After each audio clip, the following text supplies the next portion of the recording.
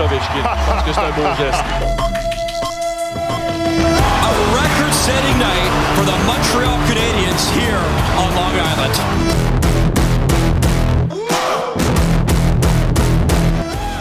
Comment ça va, vous autres? C'est un bonheur de vous retrouver. Je vous souhaite une excellente fin de journée, un bon lundi, un bon début de semaine.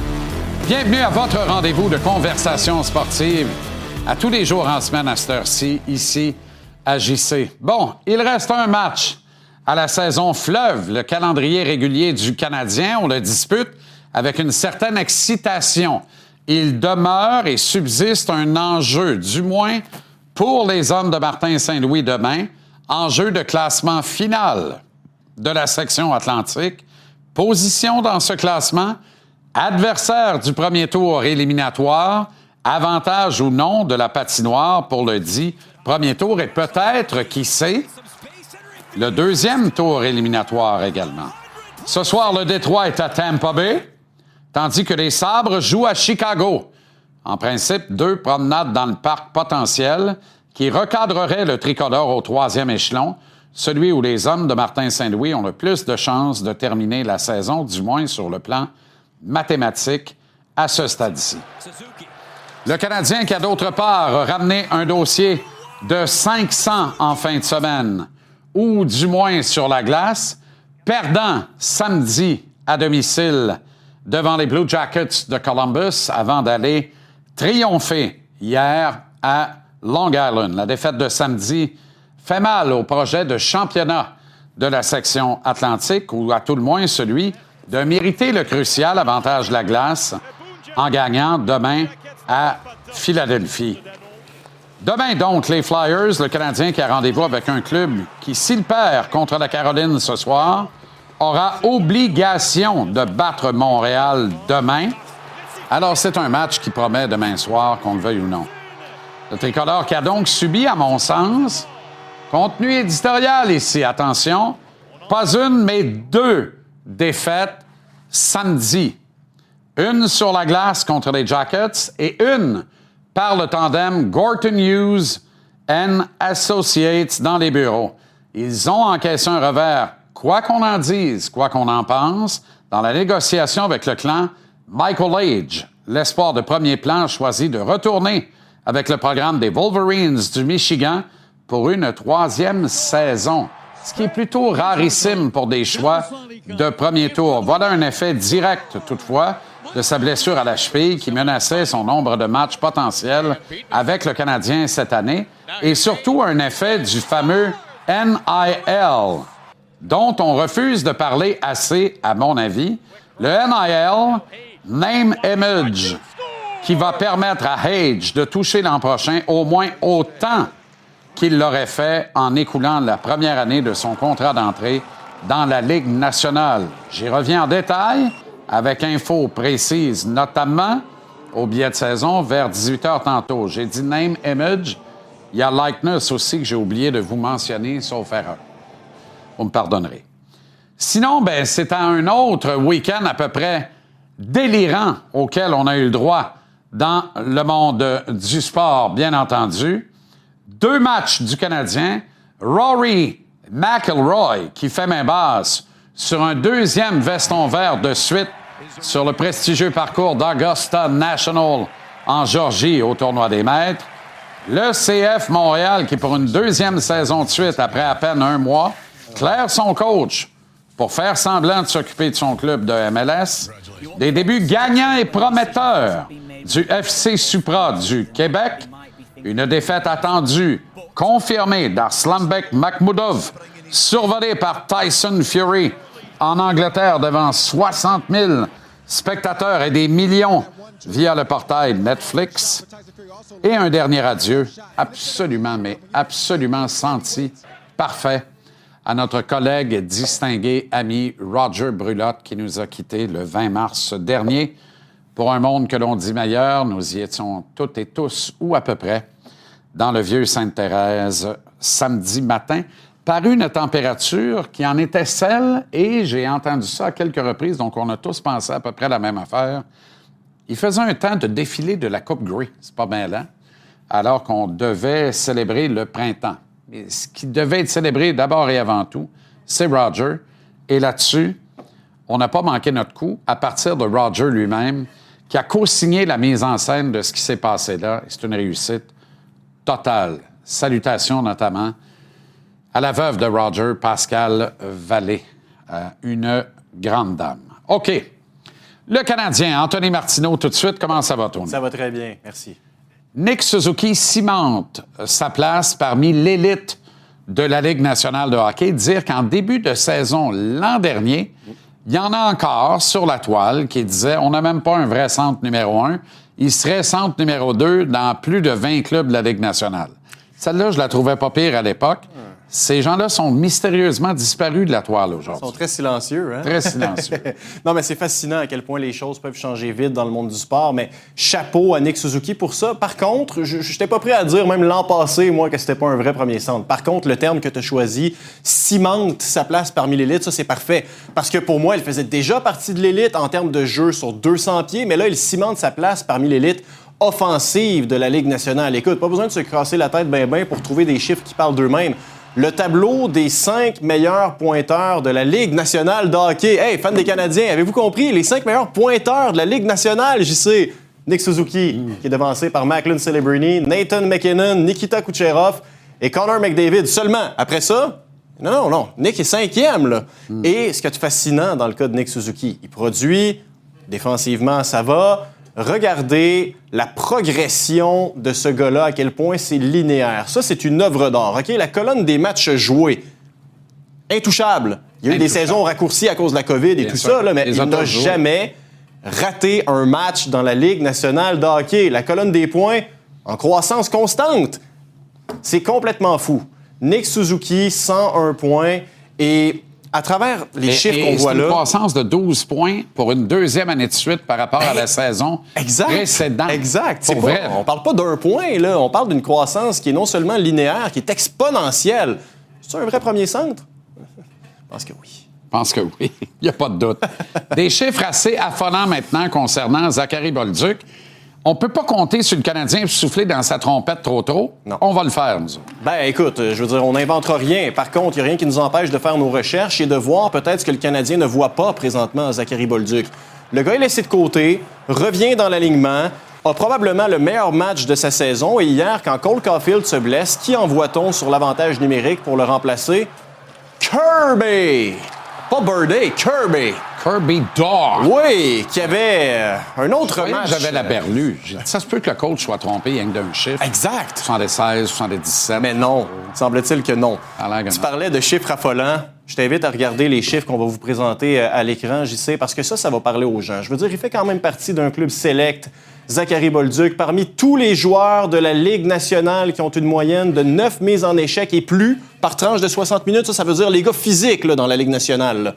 Il y a seulement 11 gars qui le devancent en termes de production de points. Vous voyez, au premier rang, Brady Tkachuk, qui est probablement l'attaquant de puissance par excellence de la Ligue. Actuellement, Dylan Cousins, un gars dont on ne voit pas le nom présentement, c'est Kiefer Sherwood, qui était vu comme la 8e merveille du monde à la date limite des échanges.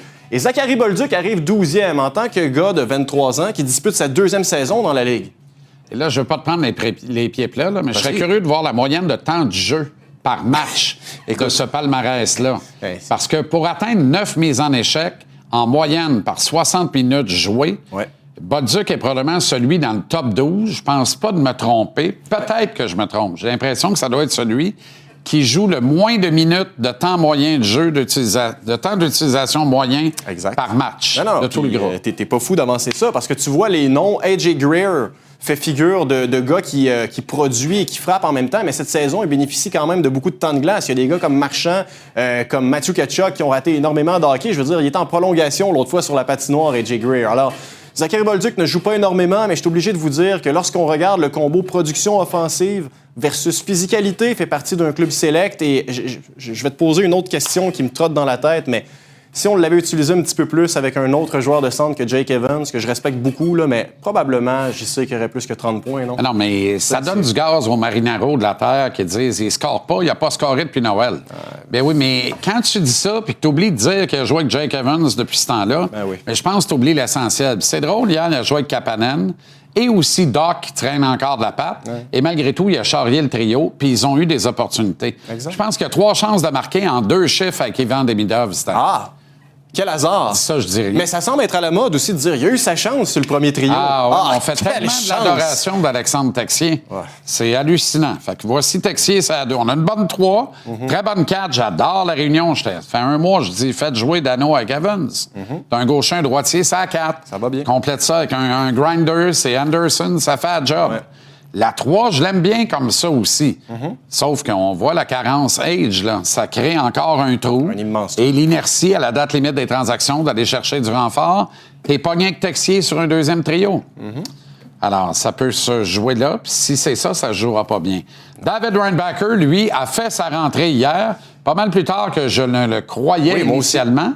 Mais en gardant les choses très, très simples, il a joué un bon match, à mon avis. Absolument, absolument. Puis écoute, moi, ce que j'ai aimé dans le cas de David Reinbacher, faut pas oublier quand même, je sais qu'il disputait un 3e match en 3 soirs.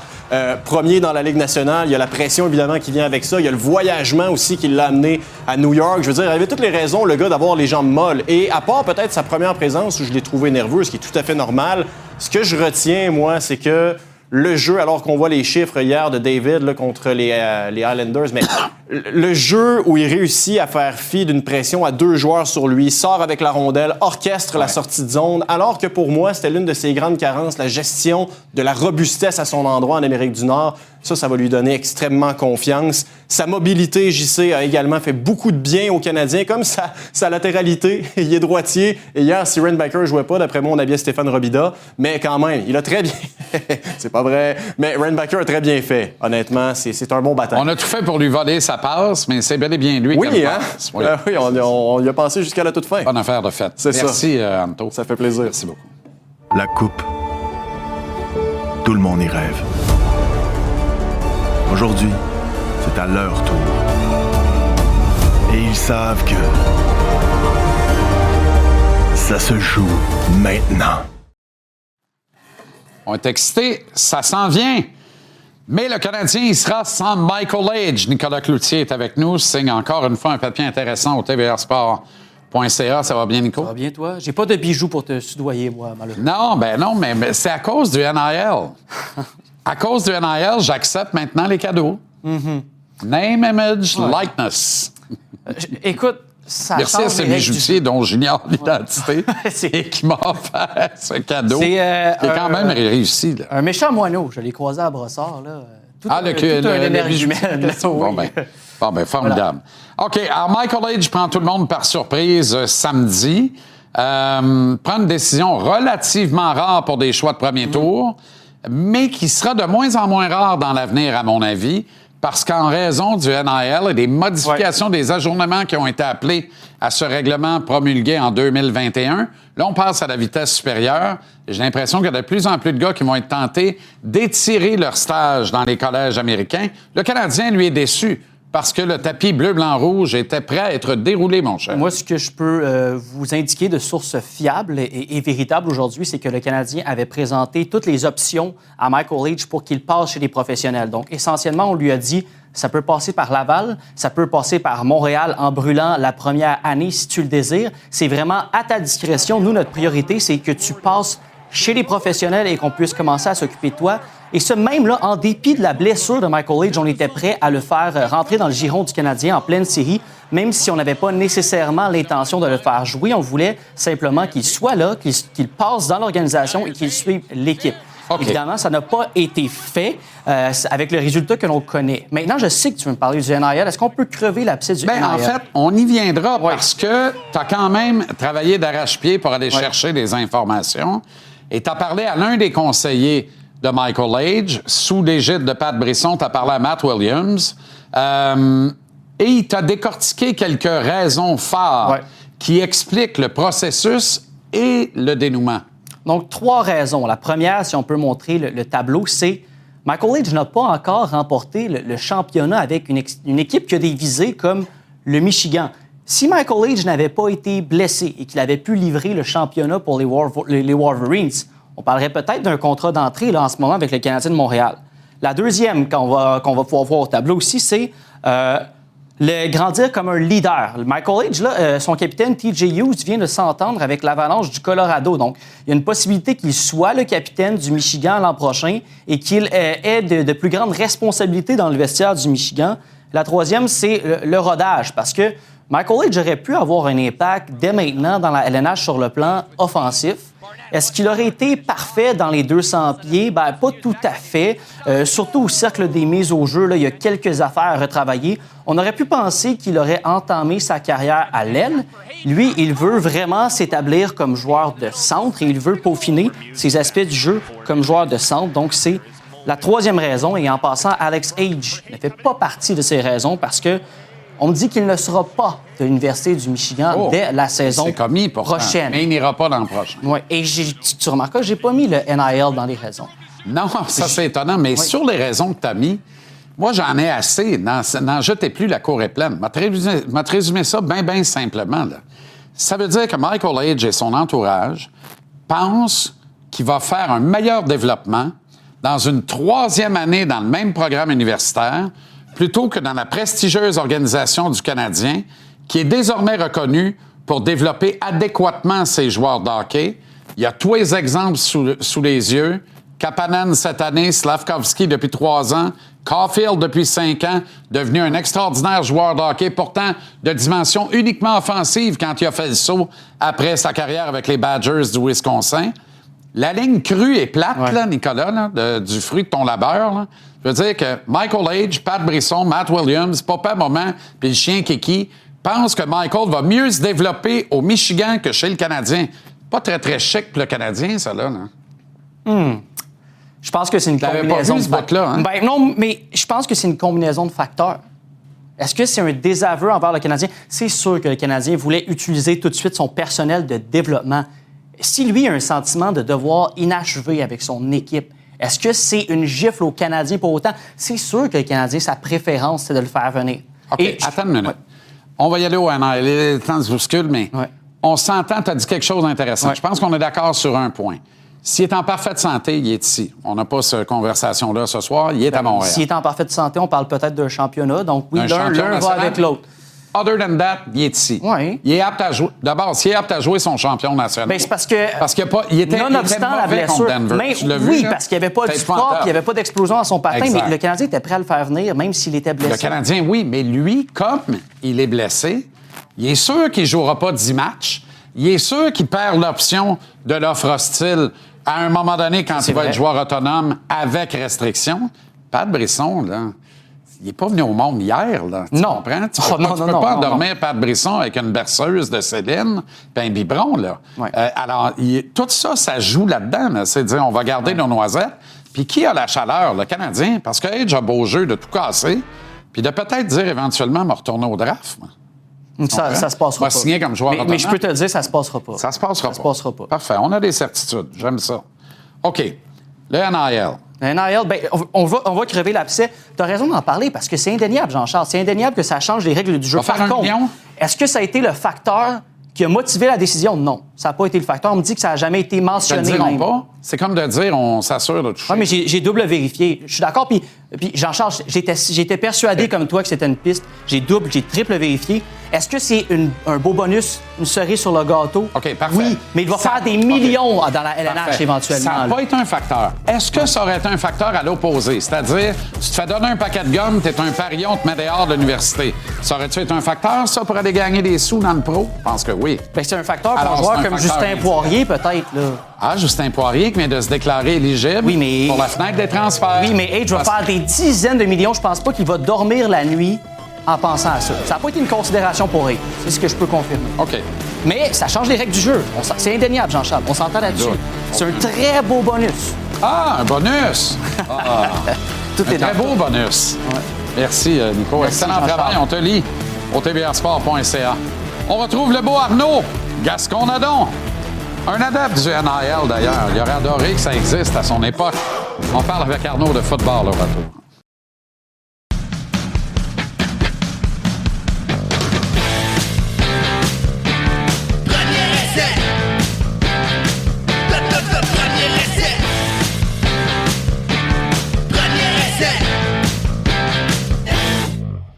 Premier essai, Arnaud Gascon-Nadon. Comment ça va, mon beau Arnaud? Ça va, c'est quoi ça? C'est avec les NIL, je peux maintenant accepter des cadeaux. Fait que j'ai accepté cette broche. Ouais. Je pense que c'est une broche de Flower, Guy Lafleur. Je sais pas OK. si on peut la voir de près. C'est un bijoutier de Longueuil qui a donné ça à mon attention. Très cool. À Anthony Martineau. Y a-t-il une Ouais, caméra faut que pas ça que je tente d'y bouge, aller? parfait. Faut pas que je bouge. OK. Parfait. Fait que ça ressemble à ça. Très cool. Mais oui, quand même. J'ai-tu vu que Matt Naslin a appelé Nick Suzuki aujourd'hui? Ben, pourquoi pas? C'est incroyable. Non, mais le petit Viking. Moi, je suis tellement tanné des records, Jean-Charles. Là. Je suis plus capable des records. On n'arrête pas d'en On faire, est dans le là. football, là, aussi. Dans le football, c'est l'enfer. Là. Mais le hockey aussi. Tu sais, là, en ce moment, il faut que je comprenne que Nick Suzuki, c'est un des 6 meilleurs joueurs de l'histoire du Canadien. En fait, même un des 5. Je capote si un on peu. se fie à sa saison actuelle. Flabbergasté. On va se garder une gêne, là. Non, mais au football Il y a aussi, c'est la même seulement- affaire, Il y a hein? seulement le 5e qui fait 100 points au mieux. C'est sais, ça je qui est sais. le plus renversant. Mais dans tous les sports, c'est comme ça. Tous les records se font fracasser dans tous les sports. Il faut qu'on accepte que, tu sais, dans le football, c'est comme Jaden Daniels, c'est le nouveau... Nouvelle meilleure recrue de l'histoire, là, tu sais. Ben oui. Et là, on va voir avec Oui. Fernando Mendoza, mais... Je joue avec des baguettes de brochette à la place des mollets. Il y a tout le temps un nouveau que tout le Arrêtez-moi monde ça. se fait. Hey, voyons, c'est vraiment ça qu'il faut que j'accepte, là.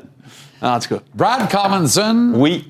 quitte Oui. l'Université Concordia. Oui. Et d'abord, es-tu surpris? Parce que moi, je connais pas ça comme toi, mais ça m'a un peu surpris, non? Non, moi, je suis pas surpris nécessairement OK. par... En fait, il y a eu un changement au niveau du poste de directeur des sports de Concordia. Je pensais qu'à ce moment-là, Brad allait perdre son emploi. Si tu veux mon opinion, là. OK. Je pensais qu'à ce moment-là, Brad allait perdre son emploi. Brad, c'est un gars qui est très respecté des joueurs. C'est un super bon gars. Je le connais personnellement. C'est une super bonne personne. Il a été très bon aussi à recruter du staff à Concordia. Tu sais, c'est Alex Surprenant a passé par là. Guillaume Bourassa fait un travail extraordinaire. Paulie du Saint-Vilien aussi a quitté Carleton pour retourner là. On voit Junior Sédou là, qui est là. Il y a des très bons entraîneurs à l'Université Concordia, mais les résultats n'ont jamais été là. Tu sais, les résultats n'ont pas été là. Il y a eu Qui va le remplacer? J'essaie d'avoir des nouvelles. Je pense qu'eux ont été surpris. Je pense que Brad a comme eu... il s'est passé des choses au niveau personnel, et pas nécessairement les mêmes choses que Mike Vrabel, si on est ailleurs. Mais je pense qu'il y a eu des choses au niveau personnel. Ris pas, hein? Ris pas.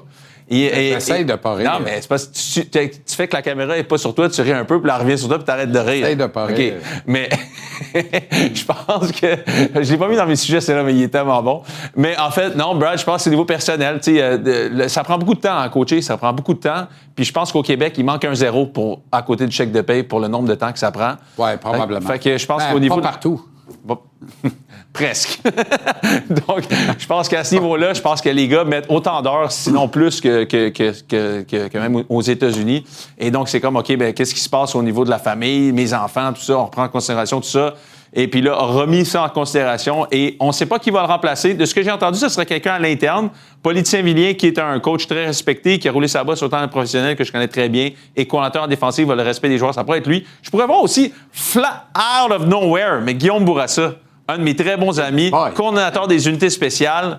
Je veux dire, il y a souvent dans un coach par intérim, d'aller chercher le coach des unités spéciales, c'est souvent un choix qui est logique pour une simple raison. Pascal Masson avait dit ça quand il coachait les unités spéciales à l'Université Laval. Il disait, à part l'entraîneur-chef, la seule autre personne qui coach tout le monde, c'est moi.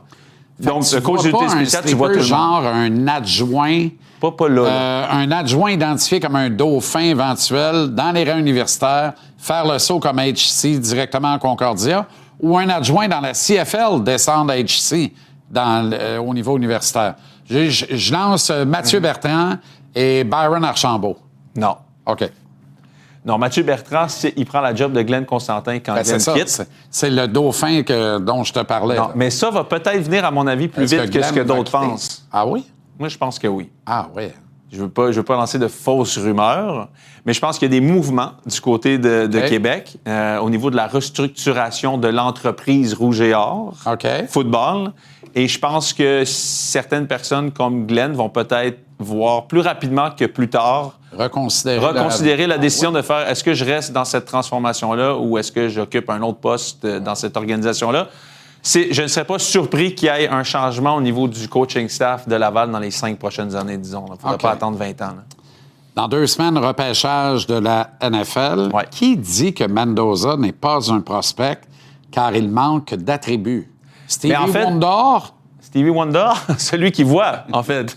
Stevie Wonder, il y a plusieurs rumeurs qui disent qu'il voit. Hein. Pour vrai? Oui. Ah bon? T'as jamais entendu l'histoire que Shaquille O'Neal raconte sur Stevie Wonder? Non?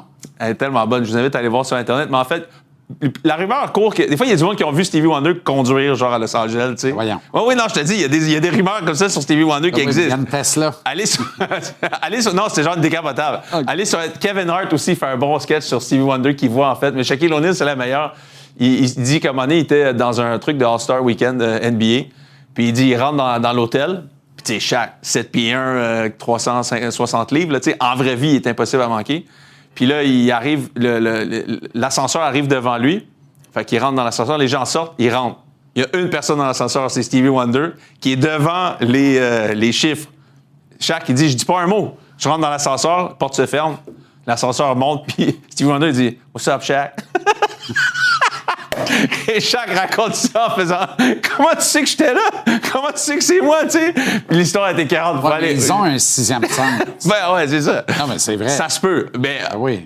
Voyons voir pour celui de Fernando Mendoza, parce qu'il y a plusieurs... Pour rester poli, là. Ouais, il y a plusieurs... Ils ont un 6e sens. Ils ont un 6e sens, ouais, exact. Il y a plusieurs analystes qui disent que Fernando, avec ça s'approche du repêchage, notamment Dan Orlovsky, un gars que je respecte un peu et de moins en moins à tous les jours, non, c'est pas vrai. Ben non, mais Dan Orlovsky est un peu la nouvelle génération des journalistes sportifs où tout le monde est bon, tout le monde est beau, tout le monde est cute.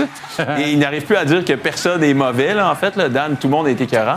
Donc, Dan a été un des premiers à dire ça, que Ty Simpson, le carrière d'Alabama, était meilleur que Fernando. Et là, ça a comme dégénéré un peu avec plusieurs personnes qui disaient, est-ce que Fernando n'est pas juste un bon carrière dans une mauvaise classe de recrutement de carrière? Et là, parce que la réalité, Jean-Charles, c'est dans le football, majoritairement dans le football, qui est un sport très physique, on identifie beaucoup la qualité maintenant d'un joueur avec son côté spécial athlétique.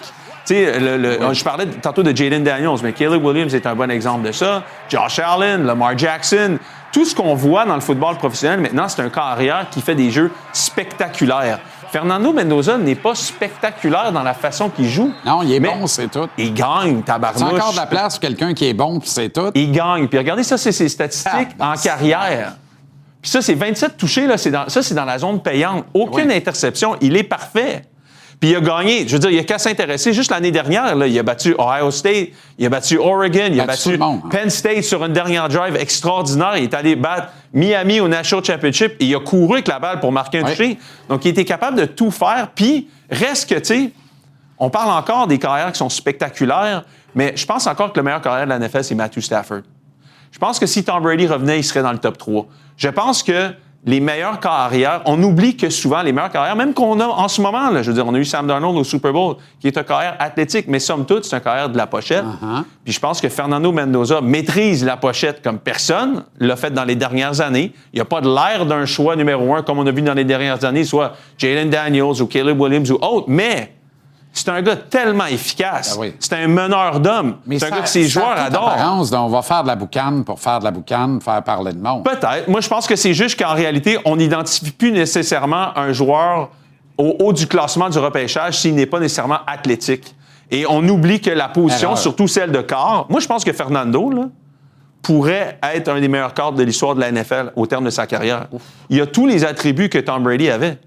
Fait que Tom Brady revient dans la NFL en ce moment, il est top 5, là. Je veux dire, on est encore C'est intéressant, tu as dit top 3 il y a 2 minutes, on est rendu top 5, j'aime ça. Top 5. Je me garde une petite gêne. top 10. Je me garde une petite gêne. Oh, on saigne en bas de la feuille. Mais je veux dire, cette position-là, elle est moins justement pour les athlètes qu'autre chose. Je pense que Fernando va démentir beaucoup de personnes. Boss du week-end en terminant. Justin Trudeau et la casquette des Alouettes au bras de sa nouvelle dulcinée Katy Perry qui pourtant kiss the girl. Ouais, j'espère que Pierre-Carl va faire un énoncé dramatique bientôt pour dire à quel point il ne s'identifie pas à cette photo. Mais ça, c'est notre ancien premier ministre qui a... Bon, je m'épargne les détails, mais bref. Oui, qui porte le jeaner il est à Coachella avec Katy Perry. Écoute, il vit sa best life, gros. Qui avec Katy Perry? sa BFF, probablement. Oui. D'ailleurs, aujourd'hui, il a été accusé d'agression sexuelle, mais ça, c'est une autre histoire. Bon. Doucement. Marinaro au retour, voyons.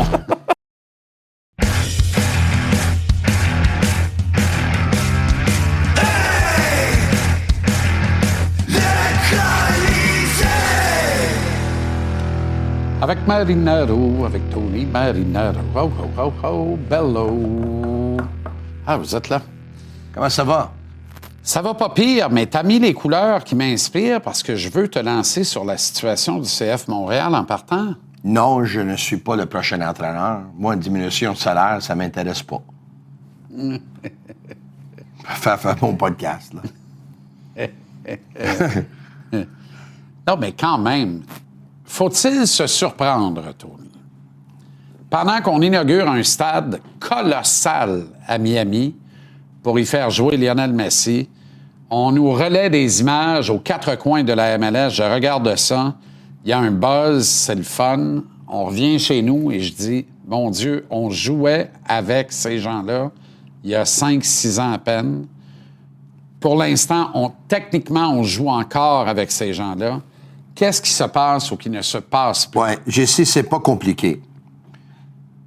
Les propriétaires du CF Montréal, parce que c'est le comité, Jolina, qui sont les propriétaires, Joey, Lino, Nadia, ils ont définitivement l'argent et définitivement les moyens de mettre une équipe gagnante sur le terrain à tous les ans et d'avoir une des équipes les plus spectaculaires de la Ligue. Ils l'ont quand même démontré dans le passé. Oui. Donc, la Ligue n'est pas devenue trop gros, trop grand ou trop riche pour les comités, les propriétaires du CF Montréal. Mais si la décision, qui est la même depuis un bon 6, 7 ans, 8 ans, est toujours la même, puis qu'est-ce qu'on a entendu aujourd'hui? Ça a l'air que ça va pas changer, que les budgets sont limités, puis les budgets, il y en a pas beaucoup, puis les budgets, puis s'ils veulent pas dépenser, à ce moment-là, la Ligue est devenue trop grande puis trop gros pour le CF Montréal, puis ils vont rester en bas de classement. Je pense que c'est venu le temps. Moi, j'attendais la conférence de presse aujourd'hui, mais honnêtement, j'étais pas optimiste avant de l'entendre, parce que j'étais pas mal convaincu que ça aurait été le même refrain. Je l'ai dit déjà plus tôt aujourd'hui sur mon podcast, puis je vais le dire haut et fort pour qui me le demande, là. Merci beaucoup. Les Sputo ont mis le soccer sur la map à Montréal, au Québec et au Canada. Ils ont fait plusieurs bonnes choses. Ils ont gagné des championnats dans les autres ligues respectives. Ils ont donné une chance à des joueurs locaux. Ils nous ont donné des bons moments, même avec les Marco Di Vaio, les Nacho Piatti, les Didier Drogba, etc. Sauf que ça peut pas continuer comme ça. Ils sont la moins bonne équipe de toutes les équipes de sport, de tout sport confondu en Amérique du Nord. Je parle le hockey, le baseball, le football, le soccer et le basketball. Ils sont tout derniers. Je te donne un exemple. Actuellement, il y a 2 équipes professionnelles de soccer à Montréal. Il y en a 2. D'un côté, tu en as un qui ont tous des joueurs québécois. Je comprends qu'ils jouent dans une ligue inférieure. Là. Je comprends, puis ils peuvent se le permettre parce que la Ligue, honnêtement, il y a peut-être 2 bonnes équipes dans la Ligue, donc même avec des joueurs du Québec, tu peux aller gagner des matchs comme ils ont fait en fin de semaine. Par contre, il y a juste des joueurs québécois. Le club, puis leurs dirigeants, puis leurs entraîneurs, puis leurs joueurs sont partout dans la communauté. Ils sont très inclusifs avec les médias. Ils sont partout dans les médias, que ce soit radio, TV, podcast. Ils sont en train de donner des entrevues à tout le monde. Ils jouent un soccer, qu'est-ce qu'ils nous ont montré en fin de semaine, beaucoup plus offensif que le CF Montréal. C'est un club qui a des ambitions, qui déjà, même avant qu'ils jouent leur premier match, ils ont dit « On est là pour gagner, puis on aimerait ça de gagner le championnat, puis on pense qu'on pourrait le faire dès la première année. » Ils ont peut-être modéré les attentes un peu. C'est un peu normal. Et d'un autre côté, puis tout le monde savait qu'eux autres jouaient leur premier match en fin de semaine. Tout le monde. C'est un club qui vient d'avoir naissance il y a moins de 6 mois. D'un autre côté, tu as un club qui est là depuis les années 90, qui était l'anciennement Impact, dans la MLS depuis 2012. Si tu n'es pas un partisan de cette équipe-là ou tu ne travailles pas dans le sport, t'avais aucune idée qu'eux autres avaient leur match d'ouverture samedi après-midi au Stade Saputo. T'as pas de joueurs québécois dans le 11 partant. Je sais pas la dernière fois que je les ai vus dans la communauté. C'est pas tout le monde qui a des entrevues avec eux. Ceux qui l'ont, ils ont accès privilégié, puis ils vont écrire les articles à leur façon. C'est même pas du journalisme, c'est d'être porte-parole. Come on, man. Come on. Is this a joke? Puis en tout respect, là, si je l'ai dit aujourd'hui, là, puis j'ai exagéré un peu, quand je m'en vais au stade, là, je veux voir des joueurs que moi, je dis, « Wow! Lui, il est bon. Wow! Lui, il est bon. Wow! Quel jeu! Quelle passe! Quel kick! Quel but spectaculaire! » Ça fait quelques années, je m'en vais au stade, puis j'ai comme l'impression, si je perds 15-20 livres, je peux jouer dans cette équipe-là. OK. J'ai beaucoup plus de 15 et 20 à perdre, là, parce que je fais 2,47. Je vais prendre un engagement. Et la haute pression. À la prochaine victoire de l'équipe, Oui. on va accorder 5 minutes de bonheur au CF. C'est parfait. J'espère qu'on ne sera pas à la... J'espère que ça va arriver cette année. Mais j'espère qu'on ne sera pas à la retraite d'ici là. Parce que moi, je pense prendre ma retraite à 65 ans, j'en ai 53. Eh boy. Ils ont 12 ans pour gagner. Le Canadien a éliminé les Islanders de New York du tableau des séries éliminatoires hier. Mathieu Darche a raté son pari. Ça fait une ligne assassine. C'est parfait. En même temps, parfait ou pas, là, c'est selon. J'ai beaucoup de respect pour Mathieu. En même temps, Tony, Moi aussi. on fait grand état dans les bureaux de la Ligue nationale de l'absence d'une équipe du grand marché New York métropolitain en série éliminatoire. C'est la première fois que ça C'est la première arrive. fois que ça arrive. Wow. Et lorsque la décision a été prise de relever Patrick Roy, Oui. les Islanders tenaient, rappelle-toi, le dernier ticket d'accessibilité à la vraie saison, Oui. avec 4 matchs à disputer à leur calendrier. Et on savait déjà que les Devils et les Rangers étaient éliminés et n'y seraient pas. Oui. Moi, sans dire que la décision de Mathieu n'était pas complètement celle de Mathieu, Mais- on sait une chose. Il mais est ils en avaient perdu communication leur dernière constante. carte, Oui. puis celle de leur dernière 10. Exact. En communication constante avec les grands patrons des Islanders, lesquels ont une ligne directe avec les bureaux de la Ligue nationale aussi. Je dis pas que la Ligue nationale, par les patrons des Islanders et via Mathieu, a eu la tête de Patrick Roy dans l'espoir que les Islanders entrent assurément en série. Je dis juste que, comprenez-vous la pression qu'il y a sur les Islanders qui avaient, il faut en parler au passé, ils sont éliminés, qui avaient sur les Islanders d'être l'équipe qui allait sauver l'honneur du marché de New York dans les séries éliminatoires de la Ligue nationale? Moi, j'aimais pas les chances des Highlanders de faire les séries avec Patrick Roy. Puis ça n'a rien à voir avec Patrick. Je pensais pas rien qu'ils à voir avaient avec le Patrick, club c'est pour le faire line-up. les... On est d'accord. Je pensais qu'ils n'avaient pas le club pour faire les séries. On est d'accord. Même là, je dois te dire, j'ai été content quand Patrick a eu la job, mais c'est pas le club que je voulais pour lui parce que je savais qu'il n'aurait pas pu faire des miracles avec ce club-là. Ouais. OK?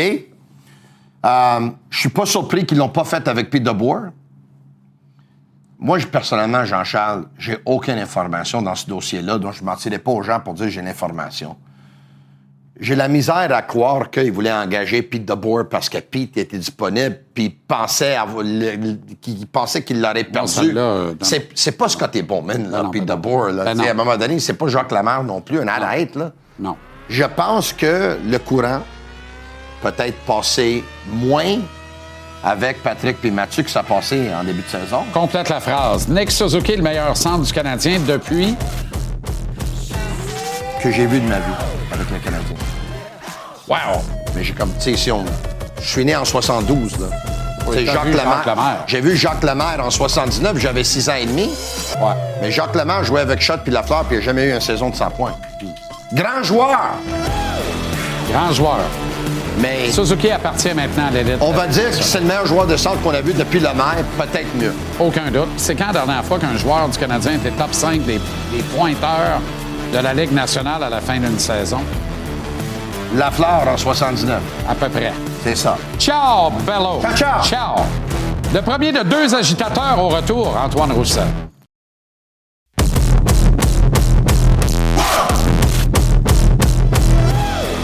On aura Renaud Lavoie tantôt à la mise en échec. Il y aura le billet de saison avec des compléments d'informations aussi dans le dossier Michael Lage. Un deuxième agitateur se joindra à la conversation sportive, Maxime Lapierre, tantôt. Mais d'abord, le premier des deux, Antoine Roussel, comment ça va le voir? Salut Jean-Charles, j'entends dire qu'il va finir le travail. Ouais. Le deuxième agitateur. Probablement. Plateau des 100 points pour Nick Suzuki, maintenant à 101.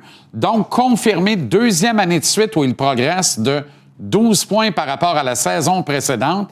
La seule petite ombre, puis c'en est pas une, là, c'est pas grave si ça reste de même, la barre des 30 buts. Faut qu'il en mette une dedans demain. Écoute, ça serait sensationnel de pouvoir atteindre tout ça dans la même année, rentrer l'équipe en séries éliminatoires bien avant la fin de la saison. On voit l'étendue du leadership qu'il amène, qu'il démontre. Et pour moi, c'est une année, mais ça ne sera pas la dernière qu'il fera 100 points. Parce que cette équipe-là est en constante amélioration. Et en arrière de tout ça, il faut quand même donner le crédit, je pense, à Martin Saint-Louis qui pilote ses joueurs de la bonne façon. Quand Caulfield a marqué son 50e but, il citait Martin Saint-Louis, il disait, il me dit souvent que il m'apprendra pas à marquer, mais que Caulfield dit, finalement, je le sais qu'il m'a un peu aidé là-dedans. Mais c'est la même chose avec tous ces joueurs vedettes. Et regarde la Ligue nationale, là. Combien de coachs ont fait 100 points dans cette ligue-là? Il n'y a aucun autre gars, peut-être Daniel Alfredson, mais il n'est pas en chef, tu sais, qui est capable de parler d'égal à égal. Puis souvent, quand tu es dans un vestiaire de la Ligue nationale, c'est souvent ça, en fait, les discours que tu peux entendre. Tu sais, un gars comme moi arriverait, même si j'ai marqué 600 matchs, je pourrais pas montrer à Caulfield, tu sais, comment marquer un but, où aller chercher la pochette, la zone libre, pour aller vraiment faire toute cette différence-là. Tu sais, fait que Martin Saint-Louis a fait en sorte qu'il a développé ces gars-là, il les a améliorés, et c'est pas fini. Ça me permet juste de voir ou d'entrevoir le début du plafond. Et y en a-tu vraiment un? Est-ce qu'on va voir, trois joueurs de 100 points avec cette équipe-là? Je le vois pas et je refuse de le voir, le plafond, parce que celui qui prépare ce but-là est Juraj Slafkovský. C'est ça, je m'en viens pour... Il y a quand même Bo Horvat sur le dos, là. Écoute... Il le sème et il s'en moque comme si de rien n'était. On parle d'un gagnant ou d'un perdant de la médaille d'or aux Jeux olympiques, là, mais de tout un joueur de hockey, puis un gars qui est reconnu 285, qui défend à merveille. La protection de rondelles, la puissance, la précision, l'intelligence au jeu, tout ça dans un baptistère qu'il règle à 22 ans pour l'instant. Qu'est-ce que ce gars-là va faire à 27 ans dans la Ligue? Qui va toucher à ce gars-là dans 5 ans? Écoute, pour moi, je le regarde, là, puis en début de saison, j'avais dit, ce gars-là va un jour s'approcher du statut ou du niveau de jeu de Rantanen. Puis c'est pas farfelu de le penser, là, que ça va être un autre gars qui peut toucher aux 100 points. Tu sais, c'est simple. Dans le Canadien, t'as 5 joueurs qui ont le potentiel dans leur carrière de toucher à 100 points. T'as Hudson, Caulfield, Suzuki, déjà fait, Slafkovský, Demidov. Ça, c'est ces 5 gars-là qui ont le potentiel. Est-ce qu'ils vont tous le faire en même temps? Probablement pas. Mais à un moment donné dans leur carrière, ils vont tous y toucher. Et ça, comme je te le disais, je reviens à comment j'ai commencé. Martin Saint-Louis leur donne cette possibilité-là. Donc, maintenant, ce qui reste, c'est Kent Hughes, Jeff Gorton, d'ajouter un petit peu plus d'éléments qui peuvent favoriser, justement, une éclosion encore plus spectaculaire. Brigade défensive du Canadien, les débuts de David Reinbacher a très bien fait ça. Less is more. Écoute, oui, moins c'est plus, t'as raison. Dans une très mauvaise traduction, mais c'est clairement ça. Dans le cas de David Reinbacher, pour lui, là, c'est millage. Là, c'est emmagasiner l'expérience, adapte-toi le plus rapidement possible à la vitesse d'exécution, parce que on va avoir besoin de ce gars-là. Puis en ce moment, c'est de garder ça simple. Garde ça simple. La simplicité, c'est l'ultime perfection. Et dans son cas, c'est de s'inspirer d'un gars comme Dobson, qu'il a pu regarder à plein de reprises cette saison, parce que les gars dans les mineurs, ils écoutent souvent tous les matchs de l'équipe première, parce que c'est comme ça que ça marche. Quand je jouais dans la Ligue américaine, c'est clair, c'est sûr que tu es inspiré de ces joueurs-là. Et Dobson, il a la même un peu attitude, il a le même style de jeu un petit peu que Reinbacher, sans être éblouissant. Il fait plein de bonnes choses. Donc ça, c'est un bel exemple à suivre. OK, le Lightning et les Sabres pourraient tous les deux gagner ce soir, et si la logique est respectée, ils vont le faire. Si c'est le cas, est-ce que le Canadien repose ses vétérans demain? C'est une bonne question. Je pense que c'est toujours important de jouer. Parce que le coach ne croit pas à ça, ben. Moi, je crois pas vraiment à ça non plus. Tu sais, je pense que... Puis, on me suis obstiné avec Maxime Lapierre samedi soir là-dessus. Tu sais, tu reposes-tu tes gars? Est-ce que des fois, c'est naturel de lever le pied? Je pense que quand t'as rien à gagner dans un match, ou presque, ben c'est clair que ça te traverse l'arrière de la tête, mais dans ta préparation, tu veux pas te l'avouer, tu veux pas... Tu convainc qu'il faut que tu joues de la bonne façon, mais ça peut arriver. Donc, non, moi, je veux que tout le monde joue parce que des fois, ça peut être trop long de repartir la machine. On a peut-être droit à un dernier grand duel entre les deux meilleurs joueurs de leur génération. Sidney Crosby et Alexander Ovechkin hier. T'as affronté à plus d'une reprise chacun d'eux. C'est une drôle de scène, là, parce que on prit les portraits d'usage avant le match et à la fin de la rencontre, Sid a voulu réunir tout son groupe pour serrer la pince à Ovi. Puis Ovi a dit, il vous manque des détails de classement, on n'est pas encore éliminé. Allez-vous-en dans le locker. C'est peut-être pas fini, ma gang de Crétaka. On apprenait dans la séquence également, parce qu'un clip est sorti à cet effet, que Evgeny Malkin est allé passer une soirée chez Ovi, a joué au mini-hockey dans la maison avec les gamins d'Ovi, mais je dis mini-hockey. Il est frère Protas. Va te dire, d'accord, ça ne dérange pas ben scraper un beau plancher en bois. C'est... D'après moi, Ovi a dit, on en mettra d'autres, c'est pas grave, on va laisser la maison dans un bon état quand on va la vendre. Les Protas étaient là également. C'est beau de voir cette fraternité-là quand même. Et deux grands ennemis ou frères ennemis, devrais-je dire. Ben, t'as une chance que... Là, en ce moment, ça va bien. T'as une chance que ça finisse bien. Après les séries, là, c'est pas le temps de donner des caresses de prendre des photos et tout ça. C'est fini. La hache de guerre, tu l'enterres. Donc, ils ont bien fait de l'avoir fait avant. Merci, Antoine. Billet de saison, retour, complément d'information. Dossier Michael Age et le Canadien. L'autre agitateur, Maxime Lapierre, et la mise en échec, Renaud Lavoie.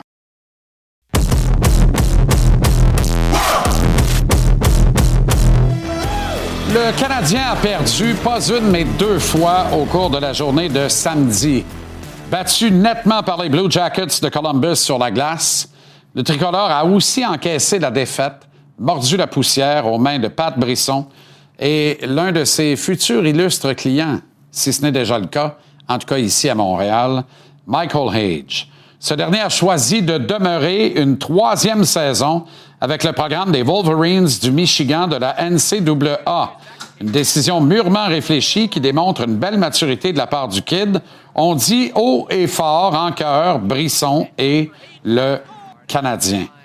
Pas certain que le tricolore est très heureux de la tournure des événements, moi. La blessure à la cheville de Hage atténue l'effet négatif de la décision de l'espoir choisi au 21e rang de l'encan de 2024. L'affaire, c'est qu'en signant un contrat d'entrée à l'NH, Hage s'exposait en raison de son état de santé. Le centre de 19 ans n'était plus que l'ombre du joueur qui a dominé les rangs collégiaux américains cette saison lors de la défaite des Wolverines en demi-finale du Frozen Four jeudi dernier.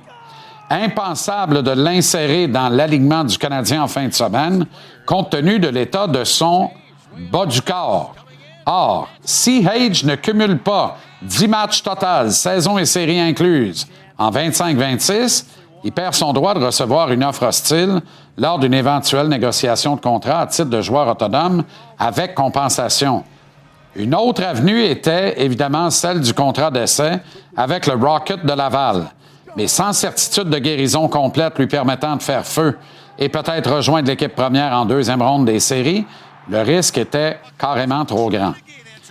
C'est que le fameux NIL, la révolution du Name, Image, Likeness dans la NCAA, offre au clan Hage une perspective de revenus plus que substantielle au cours de la prochaine année. L'alumni de l'Université du Michigan possède des ressources imposantes, quasi infinies, diront certains. Le programme de hockey est considéré hautement derrière ceux du football et du basketball. Il va de soi que toute autre raison plus romantique seront galvaudées encore pour quelques semaines et prioritairement la situation familiale, les promesses faites à un proche mourant, le respect de la volonté maternelle, la possible venue du frère de Hage avec le programme des Wolverines, avec qui il s'est commis pour, en principe, la saison prochaine, quoique ça a l'air que là, il n'arriverait pas au programme l'an prochain. Voilà tous d'excellents motifs quand même de justification qui eurent été élagués, il faut le dire, au profit d'un contrat d'entrée LNH si Age avait été en parfaite santé. Je cherchais pas bien plus loin le motif de cette décision-là. Il repose là-dessus. Jeff Gorton et Kent Hughes escomptaient l'arrivée du joueur qu'ils voient comme un complément de rêve à Nick Suzuki dans leur ligne de centre. Mais la game a changé avec le fameux NIL. Une autre preuve, diminutif attaquant québécois Justin Poirier, qui avait surpris tout le monde en quittant le Drakkar de Bécomo pour rejoindre les Black Bears de l'Université du Maine cette saison. Bien, Poirier vient de se déclarer éligible à la fenêtre de transfert qui s'ouvre dans la NCAA. Lire ici que Poirier et ses agents négocient une nouvelle destination américaine et avec elle des engagements financiers plus intéressants que ceux consentis dans la toute petite université nichée dans le Maine. Revenons à Age, puisque sa décision place le Canadien en situation, disons, inconfortable à court et moyen terme. Il n'y a aucun doute pour moi que Age était destiné à occuper un siège sur le top 6 du Canadien dès son entrée en scène. Probablement à l'aile de Alex Newhook et Ivan Demidov. On a vu hier l'effet de Kapanen au centre de gros bonhommes comme Bolduc et Doc. Le CH doit se permettre ce luxe sur son troisième trio. Mais ça laisse peu de force vive sur la deuxième unité, avec Newhook au centre de Demidov et, tiens, le cousin Texier. Qui plus est, si Age ne change pas d'avis au cours des prochains mois, ce qui peut être le cas à tout moment, et qu'il retourne vraiment à Ann Arbor, que fera le Canadien? Montréal a beaucoup progressé cette saison et n'a d'autre choix que de continuer de le faire l'an prochain. La nécessité de dénicher un centre fiable au cœur du deuxième trio sera certainement un gros sujet en l'absence de Michael Age. Est-ce que Gorton Hughes Associates pourrait se laisser tenter par la perspective de monnayer Age dans une transaction en marge du prochain repêchage? Ce n'est évidemment pas le plan A, mais les dirigeants du tricolore ont constaté en fin de semaine à la dure qu'ils ne contrôlent pas toujours le plan A.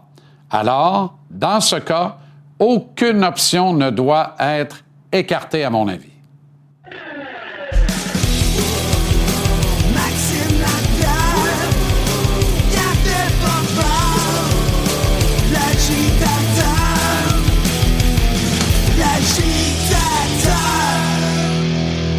Notre deuxième agitateur ce soir, Maxime Lapierre. Comment ça va, Max? Salut, mon ami. Très bon ton billet de saison. Ben, es-tu d'accord?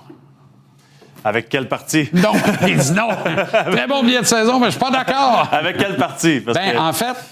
En fait, qu'est-ce qui te fait réagir là-dedans, toi? Comment tu as vu cette décision? Parce que là, ça va dans toutes les directions. Ouais. Nick Cloutier, qui fait toujours un bon job, parle à Matt Williams, un des bras droits de Pat Brisson. Williams identifie 3 raisons principales pour lesquelles Age a pris cette décision-là. Quand tu écoutes les 3 raisons, il doit améliorer sa force mentale, son leadership, et doit améliorer son jeu défensif, son travail au cercle des mises en jeu.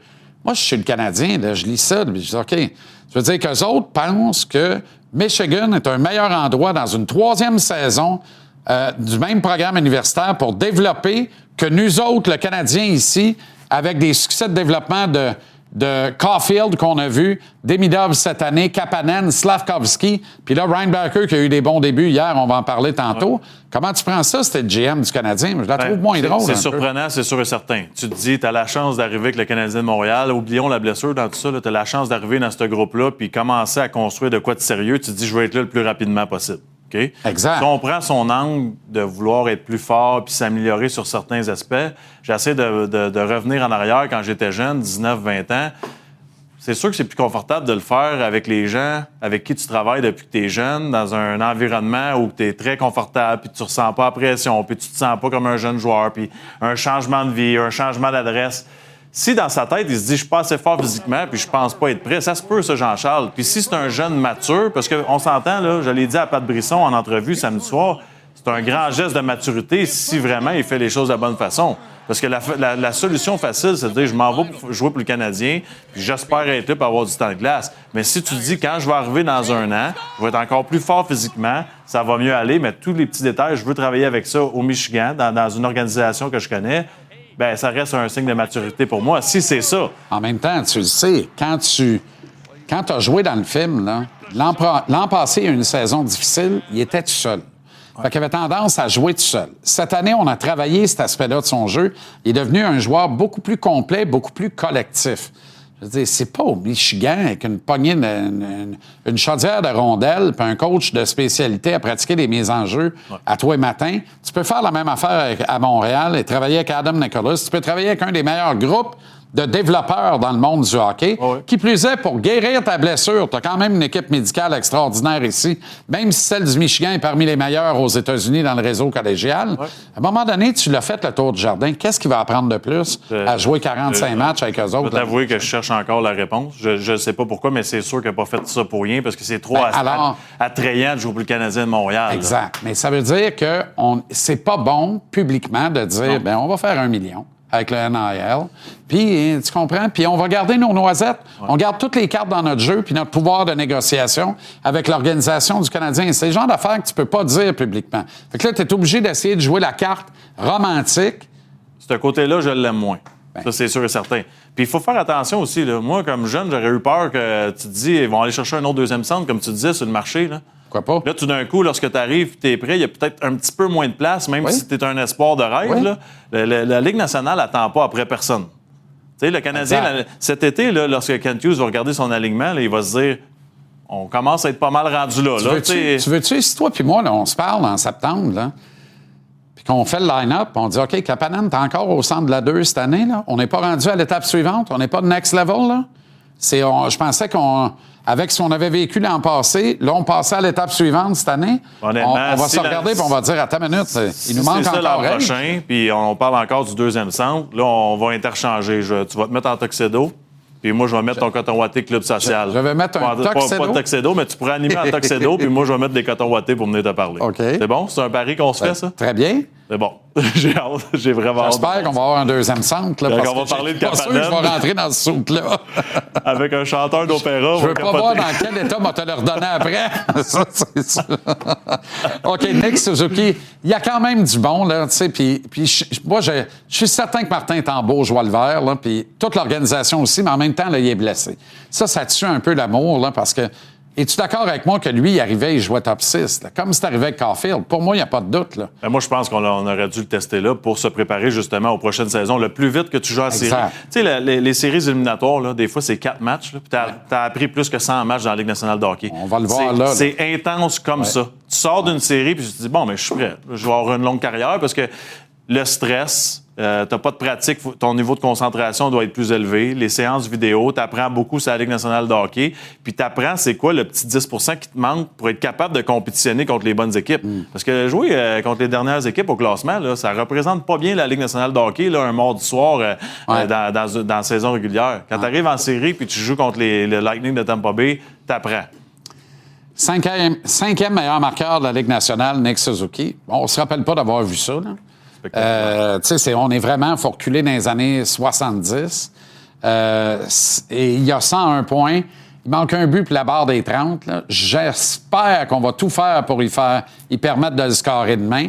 Mais c'est beau de voir ça. Là, pour toutes ces années où on espérait avoir un gars à 65, 70 points, là, on en a 4 en haut de 70. Moi, je me cacherais pas ici à soir, Jean-Charles. J'aurais jamais pensé qu'il aurait fait 100 points aussi. Pour vrai? Jamais. Je pensais qu'il allait être un très, très, très bon joueur de centre. 2 sens de la patinoire. Tu sais, on l'a souvent comparé à Patrice Bergeron. Patrice Bergeron, c'était pas un gars de 100 points. Tu sais, c'est tout un sommet, là, 100 points dans la Ligue nationale de hockey. C'est pas rien, le top 5 de la Ligue nationale. Puis, une chose, là, remarquez bien, là. T'as-tu déjà vu Nick Suzuki essouffler, toi? Non, jamais. As-tu déjà vu ce gars-là en close-up sur le banc et sur une échelle de moi à Brendan Gallagher? Oui, mettons. Jamais. Jamais. Il est pas mal moins essoufflé que Brandon. Non, mais tu comprends ce que je veux dire? C'est facile de jouer au hockey. Ouais. Il est toujours... J'ai rarement vu un gars avoir autant de succès à cause de juste son hockey IQ, qu'on appelle, là, son positionnement. Il arrive toujours dans le jeu au bon moment. Il arrive toujours dans le jeu quand c'est important dans le match. Puis là, à un moment donné, gros but, grosse passe, gros jeu. Le jeu de Slav là-dessus, là, le kid à 22, qu'est-ce qu'il va faire à 27? Qui va toucher à ce gars-là à 27? Ben ça, c'est une autre affaire. Là, j'ai été gêné dans les 2 dernières années de le comparer à Mariano Ossa. Ça va être Mariano Ossa. Je suis plus gêné de le dire. J'ai eu Rantanen d'un agitateur, j'ai ça d'un autre. Je vais te dire pourquoi. Parce que Mariano Ossa, tu te rappelleras bien, puis je l'ai affronté souvent, le côté défensif de la game, les replis défensifs, lever le bâton, patiner comme Slav le fait hier. Tu sais, Rantanen, c'est un petit peu plus en ligne droite. Slav, il commence à être capable de patiner partout. Là. C'est drôle que tu me dises ça, d'ailleurs. Je pensais pas que tu allais me name drop à ça à soir. C'est fait. J'ai eu une information de première ligne. Et tu vas me dire à qui t'a dit ça et pourquoi là? Mais parce que le gars, c'était la première fois que je le rencontrais. Et il m'a donné 2-3 cues qui font que c'est sûr que c'est vrai ce qu'il m'a dit. La fameuse éphéria des gants. Toi, tu étais joueur actif, tu devais écouter ça 110 à l'époque. On a fait la moitié d'un été là-dessus. Ah ouais, on a eu le mauvais joueur. Les gants de Marianne Ossa ont été aperçus à l'aéroport d'Orval. C'était vraiment les gants de Marianne Ossa. Ah ouais, hein? C'était vraiment les gants de Marianne Ossa. Wow. Et puis, c'est ça. Fait que discuter, repartir à marde, Ah ouais, on repart et ça. beaucoup trop tard. C'était tout un C'était joueur de vraiment, hockey. c'était pas les gants de Marcel, c'était vraiment les gants de Marianne Ossa. Ils s'en venaient à Montréal à l'époque. Puis je te le dis, je serais pas surpris qu'à un moment donné, dans une saison de rêve, encore une fois, qu'il atteigne le plateau des 100 points, Slav. Parce que c'est plus... Pourquoi pas? Le terme power forward, dans son cas, ça Oui. fonctionne plus pour moi. Ça Ouais. le qualifie pas de la bonne façon. C'est un power forward. Mais à un moment donné, Il est pas mal tu sais, créatif, là, aussi. Zarovski, Age, en principe, vont joindre le top 6 avec Demidov, Caulfield, Suzuki, Slav. Si je te dis, les 6 gars vont ramasser 500 points à la gang, une moyenne de 80 chaque, 100% tu sais, ça se d'accord. peut que ça se nivelle un peu par le bas, mais dans le fond, qu'ensemble, ça se nivelle vers le haut. L'année prochaine, tu vas probablement avoir un premier trio de 300 points. Là. Ça, on s'entend-tu que... By the way, je dis ça, je dis rien. Bob Hartley et son club mènent 3-0 contre l'équipe de Zarovski en série. Donc, en principe, l'équipe de Zarovski est éliminée. Commence pas, Jean-Charles. Non, mais là, je dis ça, je l'ai dit, je dis ça, je dis rien. Est-ce que, parce qu'on a mordu la poussière avec Cage, on se revire d'abord et on se rabat sur Zarovski? À moins qu'il décide d'aller jouer dans une autre ligue en Suisse pour son développement. David Runbacker, lui, est une autre belle preuve de développement cette année à Laval. Je disais à Rooster tantôt, less is more.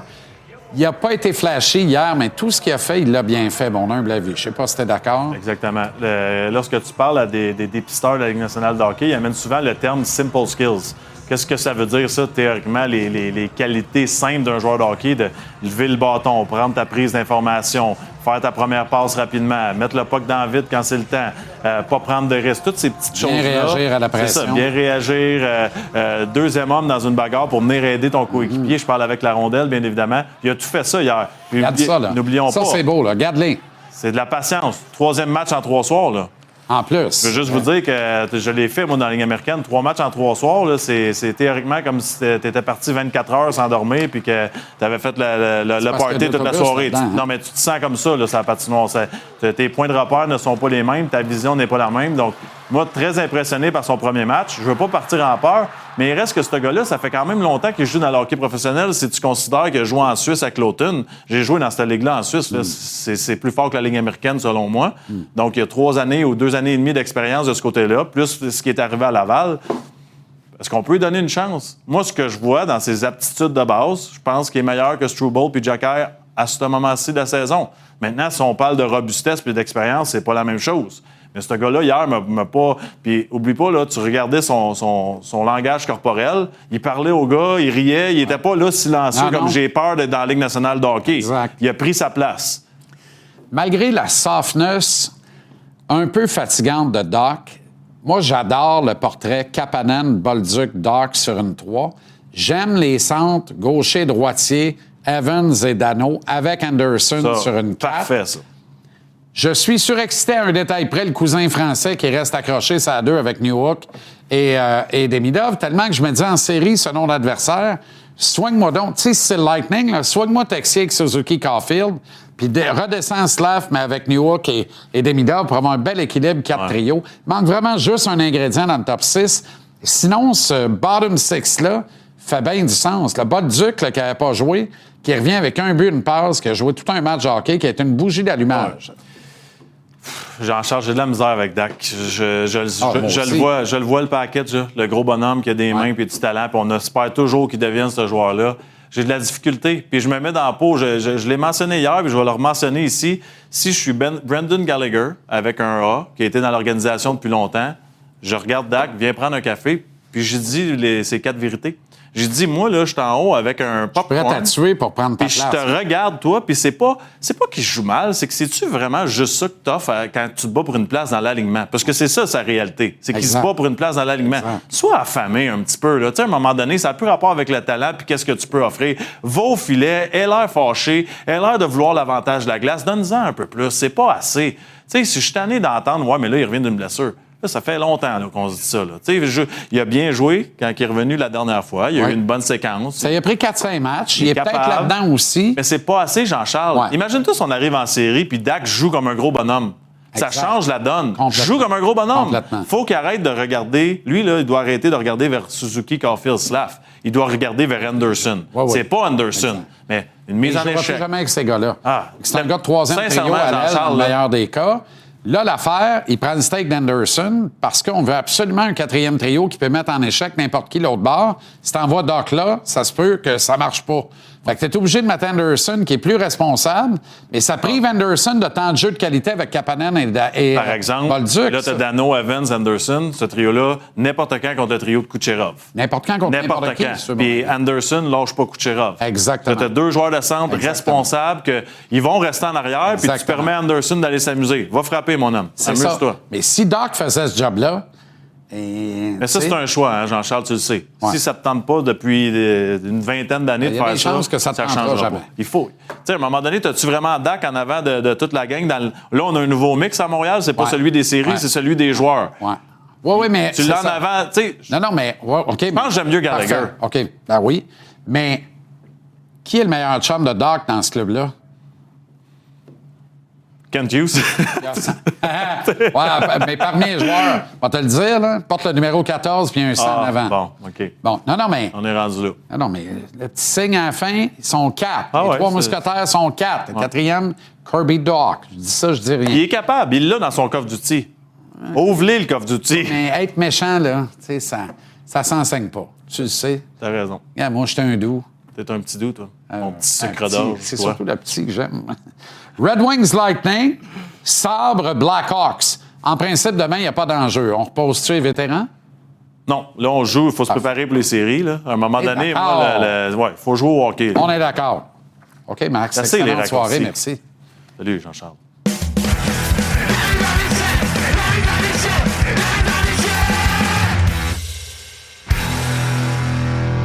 Il est déjà rendu où le Canadien se retrouve à Filet. Ah, ben, un bombardier du Bronx qui s'affiche avec la blouse des Phillies au Citizen Park, où il a l'air de faire un temps superbe, Renaud.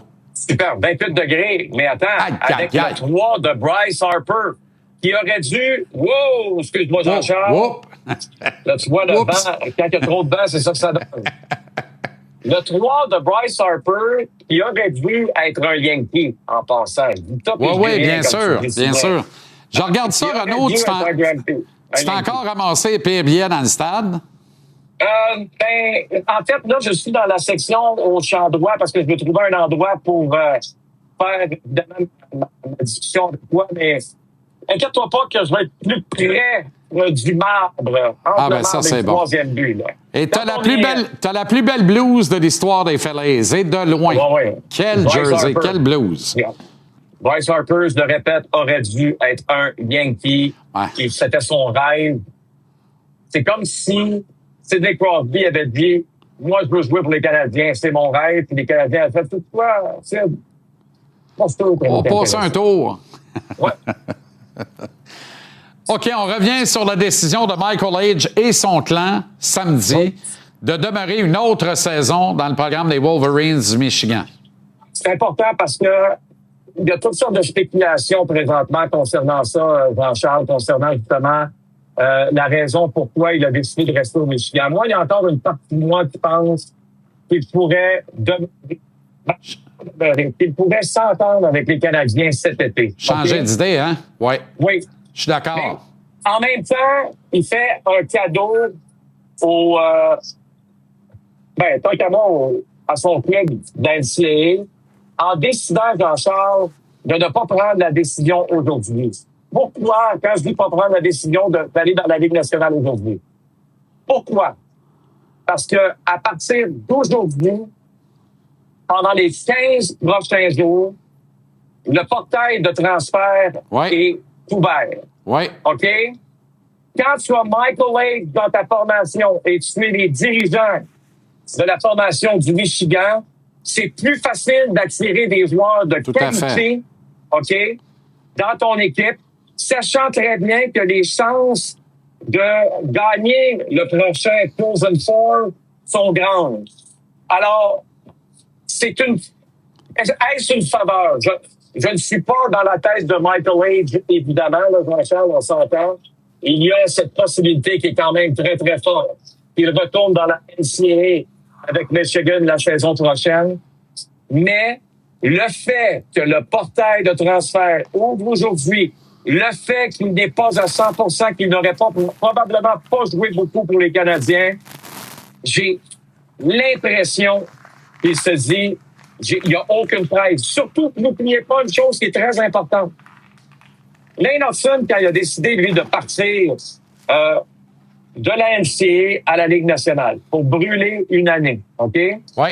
Quand tu fais ça, quand tu brûles une année, le problème qu'il y a, c'est que ton arbitrage et sont affectés. La fenêtre. Les offres hostiles. Ça prend plus de temps. Les offres hostiles, ça prend plus de temps. On en avait parlé ensemble au début de la saison. Exact.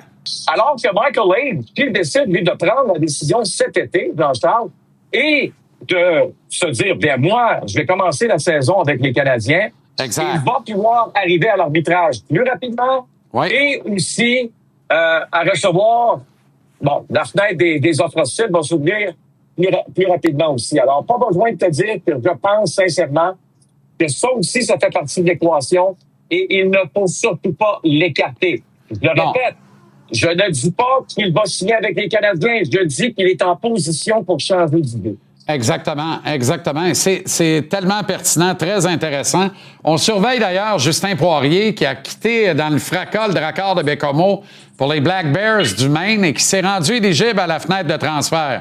Je dis pas qu'il s'en va à Ann Arbor, mais je dis juste que si on lui a donné 75-80 000 pour aller aux Black Bears du Maine, une université grande comme le trou que j'ai entre mes deux mains actuellement, c'est un gars qui peut doubler, voire tripler la mise dans un autre programme. Et quand on a ce type de physique-là, qu'on est un choix tardif des Hurricanes de la Caroline, on va prendre ces dollars-là.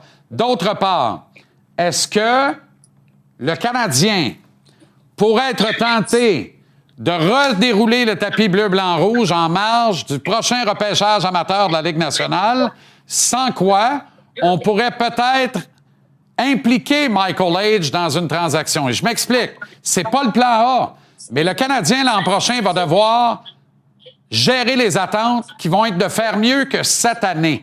On ne pourra pas commencer la prochaine saison avec, encore une fois, des points d'interrogation au centre du deuxième trio. Alors qu'avec la présence de Michael Hayes, tout le monde accepterait qu'on développe un jeune centre au milieu du deuxième trio et parfois à l'aile, selon les situations et la position sur la glace, puis la mise en jeu à prendre. Si Michael Hayes valide son NIL, est capable de ramasser 1 million, et on pense qu'il est capable de le faire pour aller au Michigan, puis que c'est probablement déjà réglé. Je rappelle que son agent est Pat Brisson. Le Canadien peut-tu se revirer de bord en disant, nous, l'avenir, c'est maintenant, ça nous fait bien de la peine. C'était notre plan A, mais tabaslac, on peut pas t'attendre 1 an de plus. Qu'est-ce que Marc Bergevin disait lorsqu'il était directeur général des Canadiens? Tu veux de la fidélité, achète-toi un chien. Oui, il y a eu ça. Et il y a eu l'autre phrase qu'il répétait plus souvent que celle-là. Tout est possible. Ah! Alors, tu sais, moi là, sans blague, là, sans blague, là... Et il ajoutait, à la fin de la journée, at the end of the day, tout est possible. Tout est possible. Oui, tous les scénarios sont possibles, OK? Il y a personne qui a le scénario de Kent Hughes, Jeff Gorton, présentement, avec certitude. Pourquoi? Parce que même eux ne l'ont pas. Ils ne connaissent pas l'avenir. Ils savent, par contre, qu'ils sont passés très près de faire une très, très grosse transaction à la date limite des transactions, OK? Je dis pas que Michael Hayes faisait partie de la transaction. Mais, admettons que c'est un directeur général et que cette transaction-là, qui est supposément très, très grosse, le nom de Michael Hayes n'y était pas, peut-être que je me dirais pourquoi pas. Très rapidement sur Ryan Backer, parce qu'on doit rendre l'antenne. On a du bon hockey ce soir pendant que tu vas à balle. Mais il a été très bon hier. En faisant moins, il a très bien fait. Écoute, moi, là, Jean-Charles, honnêtement, je veux te présenter les séquences suivantes parce que, tu sais, tu joues ton premier match dans la Ligue nationale. Tes nerfs, là, ils sont... écoute, tu es nerveux, tu ne veux pas mal paraître, tu ne veux pas faire d'erreur. Regarde cette passe-là. Écoute, moi, j'ai adoré son match. Si tu me disais qu'un jeune homme qui a très peu joué dans les 3 dernières années, mais qui a très, très bien fait cette année, se serait présenté avec les Canadiens avec un tel calme, je répète, es-tu sûr? Ben, sais-tu quoi? Il me l'a prouvé. J'ai adoré son coup de patin. C'était très fluide. Chapeau David Reinbacher, parce que il y a aucun entraînement, là, Jean-Charles. Il n'y a aucune séquence comme ça qui existait. Aucune. Alors, imagine-toi dans la tête des dirigeants comment les Canadiens, comment c'est rassurant aujourd'hui. Il y a une décision à prendre entre lui et Struble au retour de Carrier. De ce que j'entends, je trouve ça intéressant. Parce que Struble n'a pas du bon hockey aussi. Hey, salut Ren! Bonne soirée, bonne balle, à demain. C'est l'heure de l'hymne national. À demain en avant-match. On a du hockey ce soir à l'antenne. Red Wings Lightning, Avalanche Oilers. Quel programme double? À demain, 17h. Salut.